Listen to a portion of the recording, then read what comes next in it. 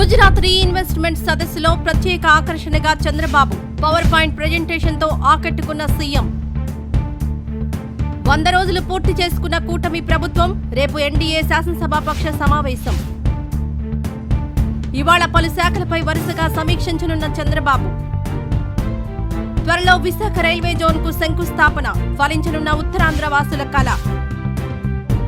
సజ్జల మెడకు జిత్వానీ ఉచ్చు. అరెస్ట్ చేయాలంటూ పెరుగుతున్న డిమాండ్.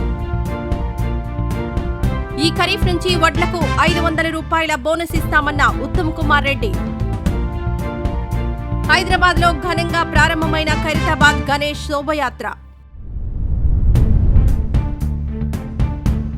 ఈ వీడియో నచ్చితే లైక్ చేయండి, షేర్ చేయండి.